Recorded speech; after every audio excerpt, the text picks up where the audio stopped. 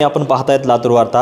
अयोध्येमध्ये रामलल्लांच्या प्राणप्रतिष्ठा स्थापना होणार आहे आणि त्यानिमित्तानं देशभरामध्ये उत्सव साजरा करण्यात आला आहे आणि त्यानिमित्तानं लातूरमध्ये सुद्धा आमदार रमेश कराड यांच्या माध्यमातून अनेक कार्यक्रम घेण्यात येणार आहेत आणि आपल्यासोबत आहेत रमेश कराड।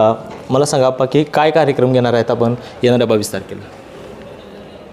देशाच्या इतिहासामध्ये सुवर्ण अक्षरांनी लिहावा असा क्षण भारतीयांच्या साक्षात समोर येतो आहे। तो 22 जानेवारीला अयोध्येमध्ये प्रभू रामचंद्राची प्राणप्रतिष्ठापना होती आहे। त्या निमित्तानं सर्व देशभर म्हणण्यापेक्षा जगभर हा उत्सव साजरा केला जातो आहे आणि त्यातल्या त्यात आपल्या देशामध्ये हा सण दिवाळीचा सण म्हणून साजरा होतो आहे आणि त्याची प्रत्येकाने आपापल्या परीने जे काही कार्यक्रम करता येतील, प्रभू रामचंद्राच्या नावाने जे काही करता येईल। तुम्ही आज लातूर शहरामध्ये बघत असाल तर लातूर शहर हे पूर्ण भगवमय झालेलं आहे। प्रत्येक मंदिरामध्ये लाईटिंग झालेली आहे, प्रत्येक मंदिराची स्वच्छता झाली आहे, प्रत्येक मंदिरामध्ये महाप्रसादाचा कार्यक्रम आहे, भजन प्रवचन कीर्तन असे सगळे कार्यक्रम प्रत्येक मंदिरामध्ये आहेत। आम्ही 22 तारखेला शिवाजी चौकामध्ये 51,000 लाडूंचा महाप्रसाद वाटप करतो आहे। त्याच दिवशी संध्याकाळी लातूर शहरामध्ये हनुमान चौकामध्ये संध्याकाळी 5:30 ते 10 वाजेपर्यंत रामभक्तीचे कार्यक्रम आहेत। त्याच्यामध्येही बऱ्याच मोठ्या प्रमाणामध्ये महाप्रसाद वाटप होणार आहे।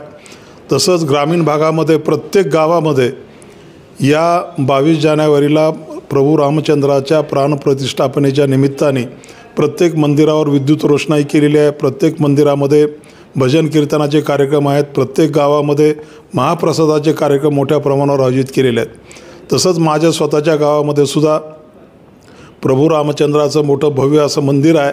त्या मंदिरामध्ये सुद्धा सकाळी मोठी शोभायात्रा आहे, त्याच्यानंतर प्रवचन आहे, कीर्तन आहे आणि त्याच्यानंतर महाप्रसादाचा मोठा कार्यक्रम आम्ही आमच्या गावामध्ये राम मंदिरामध्ये ठेवलेला आहे। आपण मग म्हणलात की आम्ही मूर्तीसुद्धा रामांची मूर्तीसुद्धा आम्ही देणार आहेत, त्यानिमित्तानं काय संकल्प आहे? मूर्ती आपल्या प्रत्येकाच्या घरामध्ये देवघर असतं, पण त्या देवघरामध्ये इतर अनेक देवतांच्या मूर्ती आहेत, पण प्रभू रामचंद्राची मूर्ती कुणाच्याच देवघरामध्ये नसते। पण या निमित्ताने जे आपल्या भारतीयांचं स्वप्न होतं की प्रभू रामचंद्राचं मंदिर उभं राहावं आणि त्याच्यामध्ये प्रभू रामचंद्राची प्राणप्रतिष्ठापना व्हावी आणि ती आज 22 तारखेला होते।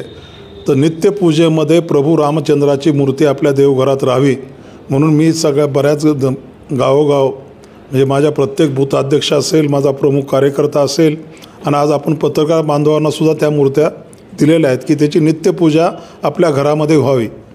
22 तारखेला आपण कार्यक्रम घेत आहे, लोकांना काय संदेश द्याल आणि काय आवाहन करणार आहेत? सर्व देश या उत्सवामध्ये सहभागी आहे। जगातले 150 देशांमध्ये हा उत्सव साजरा केला जातो आहे आणि हे आपल्या आस्थेचा आणि श्रद्धेचा विषय आहे। प्रत्येक भारतीयाचा आस्थेचा आणि श्रद्धेचा विषय असल्यामुळं सगळ्या भारतीयांनी, सगळ्या जनतेने या उत्सवामध्ये सहभागी व्हावं आणि जसं आपण दिवाळीमध्ये आपल्या घरी 5 पंत्या लावतो तशा 5 पंत्या लावाव्यात, आतषबाजी करावी आणि एक सण म्हणून साजरा करावा।